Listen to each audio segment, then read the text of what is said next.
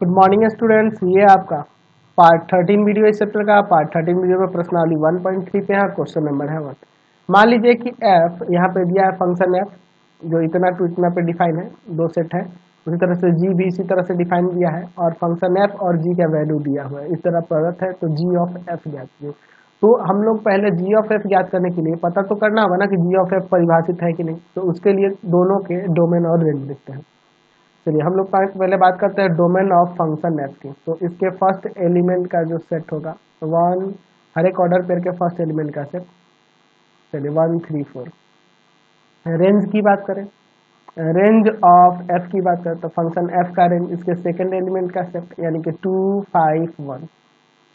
चलिए उसी तरह से डोमेन ऑफ फंक्शन जी की बात करें तो आ जाएगा 1 2 5।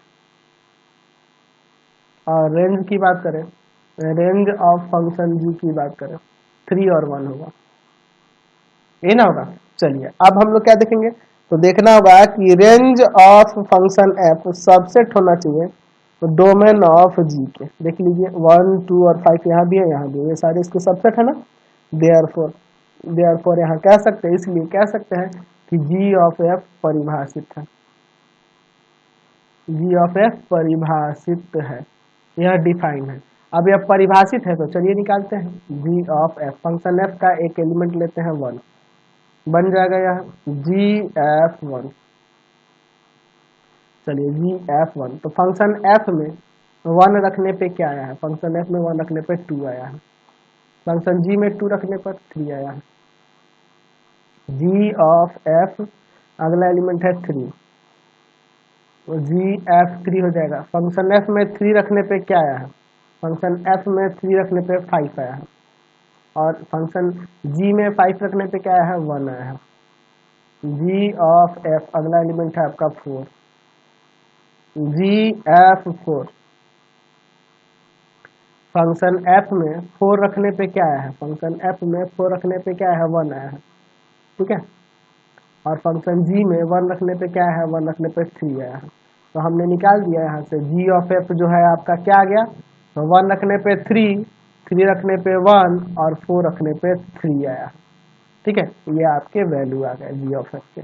क्वेश्चन नंबर 2 देखा जाए, कह रहा है मान लीजिए कि एफ जी तथा एच आर से आर तक दिए फलन है। ये आर टू आर पे ये सभी फलन डिफाइंड है, तो हमें ये सिद्ध करना है। हम लोग क्या देख रहे हैं, आपके पास दिया क्या है, माना एफ आर टू आर पर, जी भी आर टू आर पर डिफाइन है, आर टू आर पर, और एच भी आर टू आर पर परिभाषित है, ठीक है। तो ये तीनों जब एक ही डोमेन और रेंज सबके एक ही है तो कोई दिक्कत नहीं है। आप एफ ऑफ एच निकालो, एफ ऑफ जी निकालो, जी ऑफ एच निकालो, सब डिफाइन होंगे, कोई दिक्कत नहीं है। तो हमें सोचने वाली बात नहीं है कि कौन कौन डिफाइन होगा, कौन डिफाइन होगा, क्योंकि सबके डोमेन और को डोमेन समान है, इसलिए कि हर एक फंक्शन डिफाइन होगा। F of g, h of h जो भी है इसका कंपोजिशन हर एक डिफाइन होगा, ठीक है। तो सोचने वाली बात नहीं है, आप सीधे इसका पहले वाले के लिए एलएचएस ले लो। हमें ये साबित करना है f plus g of h, x ले लेते हैं। एफ प्लस जी, यहाँ पे ऑफ हटेगा तो एच एक्स आ जाएगा। यहाँ पे क्या हो जाएगा, for all x belongs to इसके डोमेन आर में, एच के डोमेन आर में। अलग अलग करो, प्लस में है ना जी, इस तरह से आ जाएगा जी एच एक्स, इस तरह से आ जाएगा।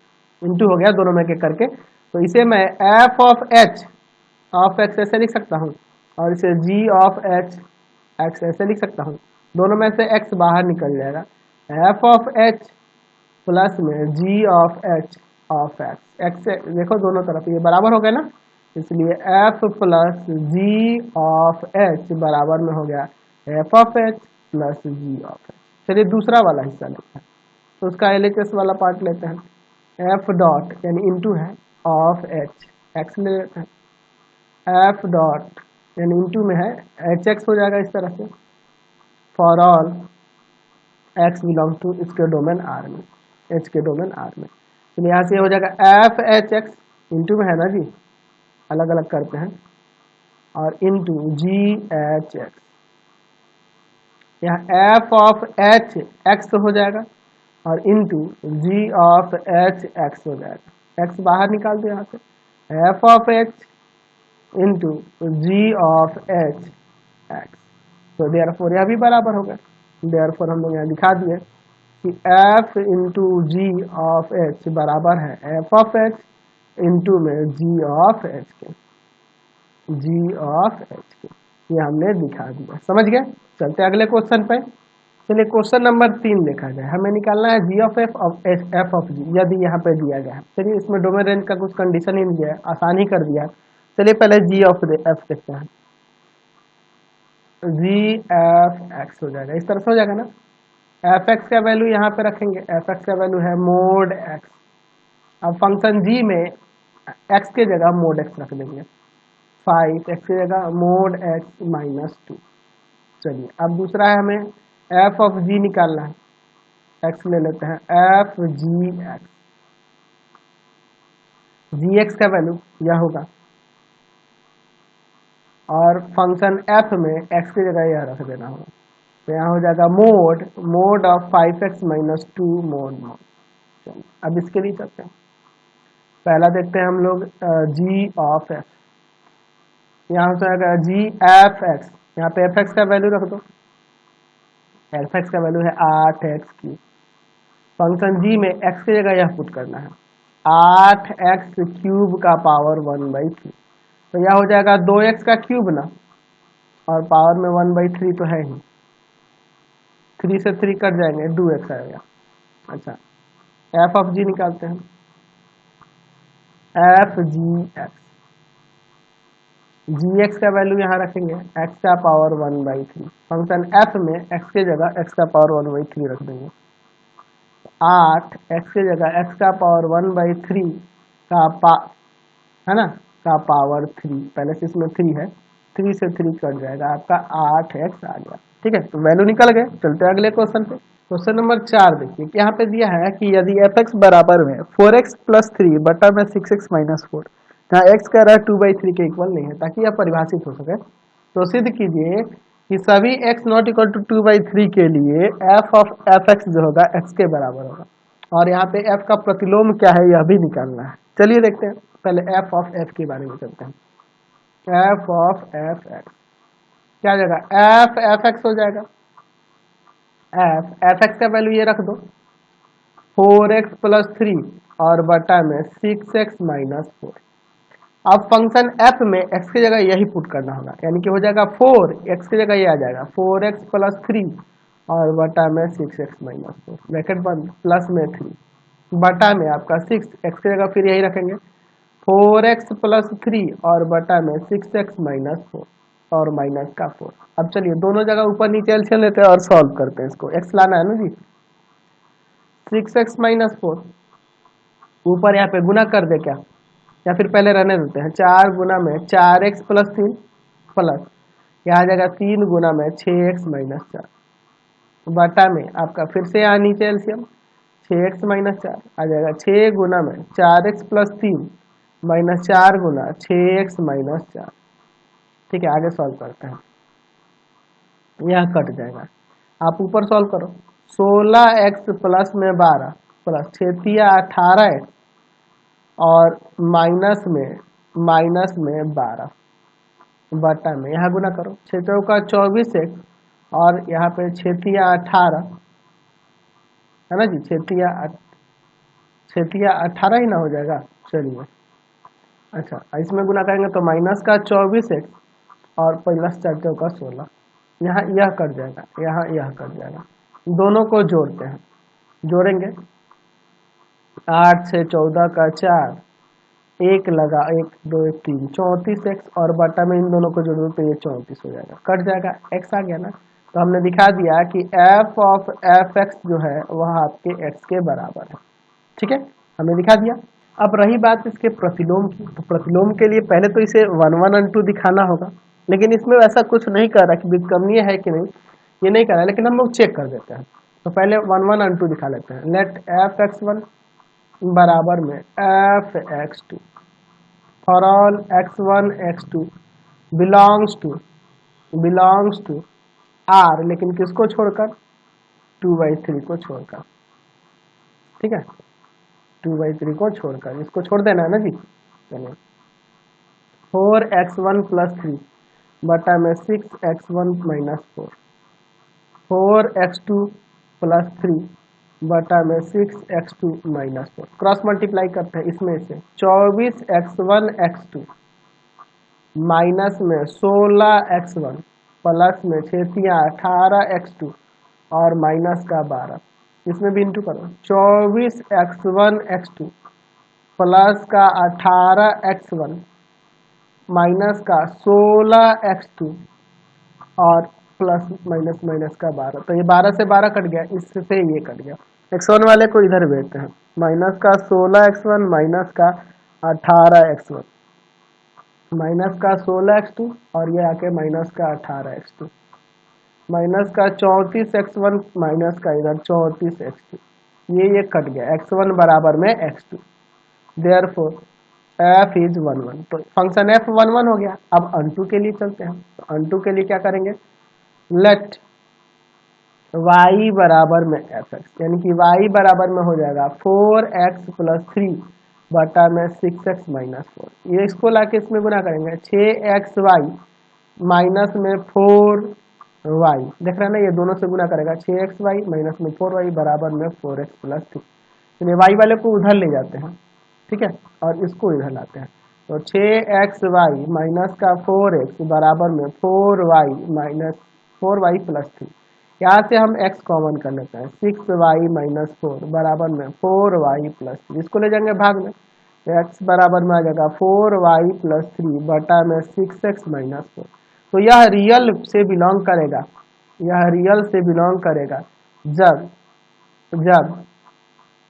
यह रियल से बिलोंग करेगा, लेकिन किसको छोड़कर, 2/3 को छोड़कर, कब, जब हम लोग, सॉरी 6y है ना जी, 6y - 4 है, चलिए जब y बिलोंग करेगा, जब y बिलोंग करेगा r से, लेकिन किसको छोड़कर, तो 2/3 को छोड़कर, ठीक है। आप देख लो 2/3 के जगह, y के जगह 2/3 के अलावा कोई भी वैल्यू रखोगे ना, तो इसका हमेशा रियल आएगा ना, तो देख रहे हैं कि सहप्रांत r के सभी अवयवों का पूर्व प्रतिबिंब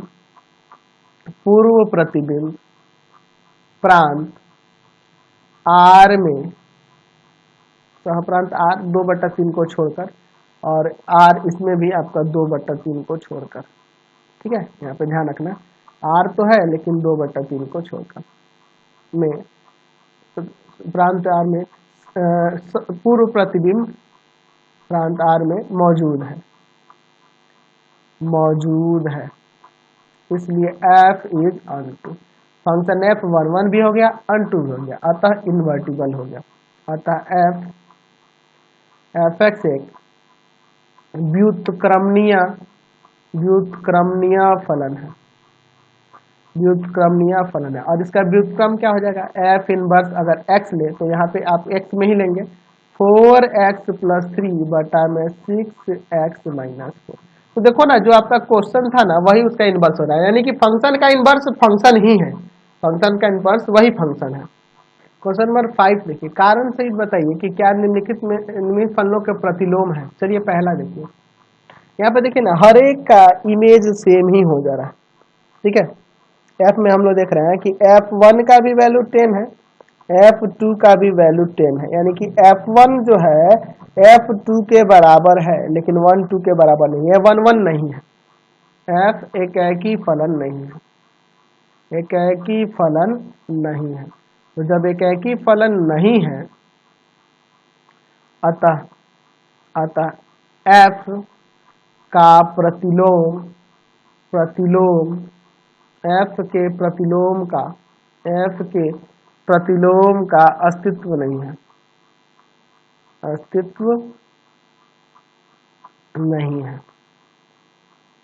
ठीक है, उसका इनवर्स नहीं निकल सकता, क्योंकि वो एकाकी नहीं है, बहुएकी फलन दिख रहा है, तो एकाकी रहता तब इसका प्रतिलोम हो जाता है, एकाकी और अछादक दोनों होना चाहिए ना, 1 1 और 2 होना चाहिए, तभी ना वो आपका इन्वर्टिबल होगा, तभी ना उसका इनवर्स निकाल पाओगे, तो ये इसका इनवर्स का अस्तित्व नहीं है। दूसरा यहाँ देखो, यहाँ पे हम लोग क्या देख रहे हैं, यहाँ पे इस 5 पे भी 4 इमेज आ रहा है और 7 पे भी 4 आ रहा है।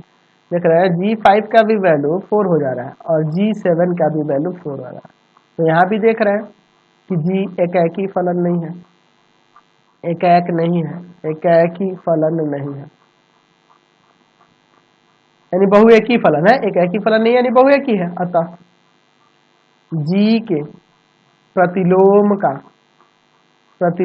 का अस्तित्व नहीं है, अस्तित्व नहीं है,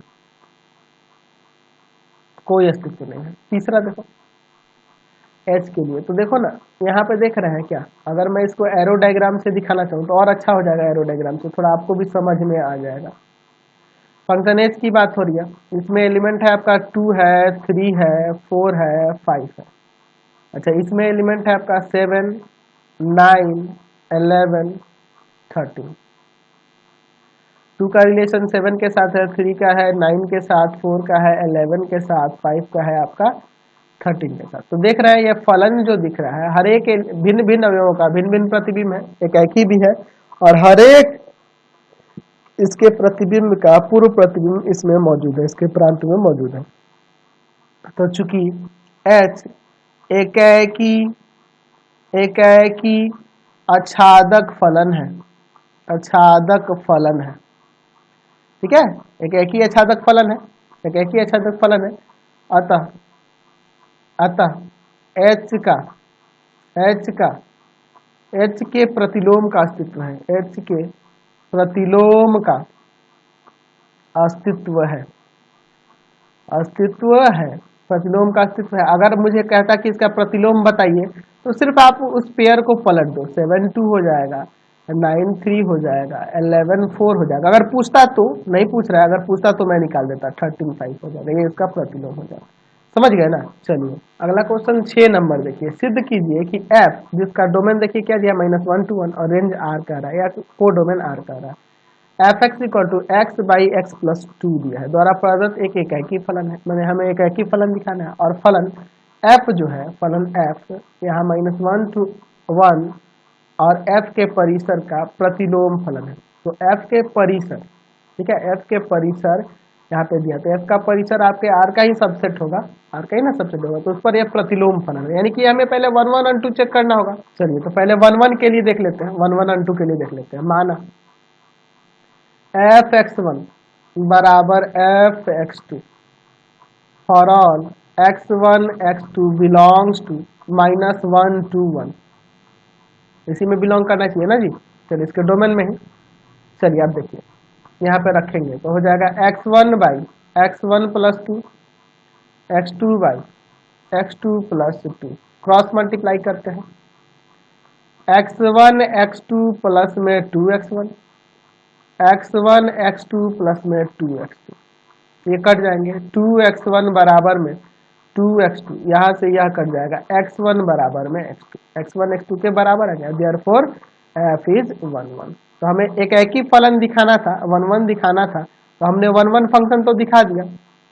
अब हमें यह दिखाना है कि फलन f जो है इसका डोमेन यह है और f के परिसर का यह प्रतिलोम फलन है, तो परिसर में ये तो प्रतिलोम फलन आ ही जाएगा। चलिए उसको दिखाते हैं, तो इसके लिए पहले अंटू दिखाना होगा, लेट y बराबर में f x, यानी y बराबर में आ जाएगा x बटा x प्लस 2, क्रॉस मल्टीप्लाई करते हैं, एक्स वाई प्लस 2y बराबर में x, इसको उधर ले जाते हैं हम, अच्छा इसी को उधर लेकर चल जाते हैं, 2y बराबर हो जाएगा x माइनस एक्स वाई, यहाँ से एक्स वाई में x कॉमन कर लेते हैं, तो आपका हो जाएगा 1 माइनस वाई बराबर में 2y लिख दें, यानी कि x का वैल्यू आ जाएगा 2y बटा 1 माइनस वाई, 2y बटा 1 माइनस वाई। तो अगर मैं यहाँ पे देखूँ तो इसका वैल्यू जो होगा, यानी x का वैल्यू -1 से 1 के बीच लाई करेगा,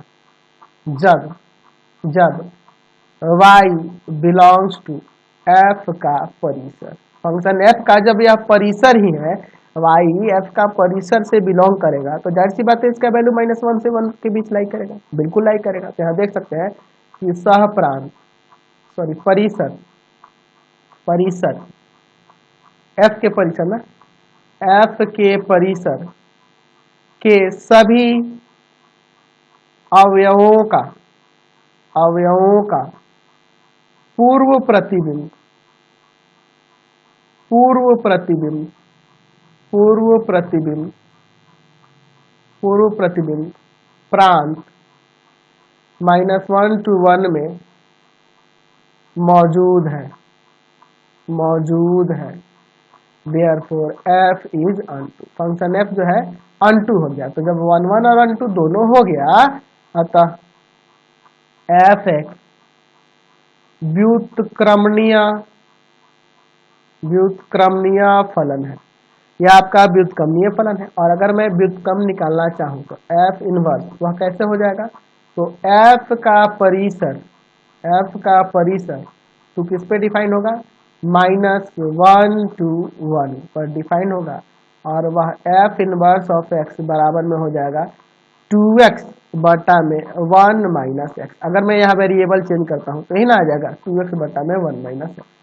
या अगर मैं वेरिएबल नहीं चेंज करूंगा तो ऐसे भी लिख सकता हूँ कि f इनवर्स ऑफ y बराबर में 2y बटा में 1 - y। ये भी रहने दे सकते हैं, कोई दिक्कत नहीं है। अगला क्वेश्चन 7 देखिए, कह रहा है कि fx बराबर 4x + 3 द्वारा प्रदत्त फलन FR2R पर विचार करिए और सिद्ध कीजिए कि f व्युत्क्रमणीय है और f का प्रतिलोम फलन भी ज्ञात करना है। चलिए, तो ये हमें व्युत्क्रमणीय दिखाना है तो पहले 1 1 और 2 दिखाना होगा ना जी। तो लेट fx1 बराबर fx2 for all x1 x2 belongs to domain R। चलिए यहाँ पे रखेंगे 4x1 + 3 बराबर में 4x2 + 3, 3 से 3 कटा, 4x1 बराबर में 4x2, 4 से 4 कटा, x1 बराबर में आ गया x2, therefore f is 1। Function f क्या आ गया, 1 1 आ गया। जब 1 1 हो गया, अब 1 2 देख लेते हैं। लेट y बराबर में fx। चलिए y बराबर में fx का वैल्यू क्या हो जाएगा, तो fx का वैल्यू है 4x + 3। तो यहाँ से x का वैल्यू क्या जाएगा, तो ये जाके घटेगा, ये जाएगा भाग में, यानी कि y - 3 बटा में 4। तो इसका वैल्यू r से बिलोंग करेगा जब y बिलोंग्स टू r। अगर y की जगह कोई रियल नंबर रखेंगे तो x भी रियल हो जाएगा, यानी इसका वैल्यू भी रियल ही आएगा। तो हम लोग क्या देख रहे हैं कि सहप्रांत r के सभी अवयवों का पूर्व प्रतिबिंब प्रांत R में है देयरफॉर f इज अनटू। तो फंक्शन f जो है आपका 1 1 भी हो गया, अनटू भी हो गया, अतः fx एक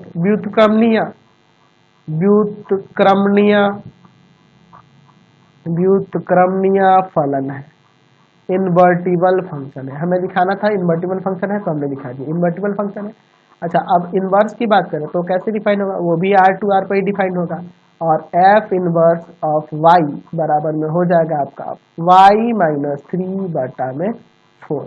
ठीक है, या वेरिएबल x में भी ले सकते हैं। तो बहुत ही इंटरेस्टिंग एक्सरसाइज है, बहुत ही अच्छे अच्छे क्वेश्चन इसमें दिए हैं। तो इस वीडियो में इतना ही रहने देते हैं, क्योंकि नेक्स्ट वीडियो में कुछ और क्वेश्चन रह जाएंगे। अगर मैंने इसमें और 2 4 बता दिए तो लास्ट वीडियो 10 मिनट का ही होगा, अगला वीडियो 10 मिनट का ही हो पाएगा। तो इसलिए इसमें इतना ही रहने देते हैं, नेक्स्ट वीडियो में बचे हुए क्वेश्चन को देखेंगे। प्लीज आप चैनल को सब्सक्राइब करें, वीडियो को लाइक शेयर करें, और इससे रिलेटेड जो भी वीडियो देखना होगा सीधे डिस्क्रिप्शन में जाना, आपको पूरे बुक का लिंक डिस्क्रिप्शन में मिल जाएगा। Thanks for watching the video.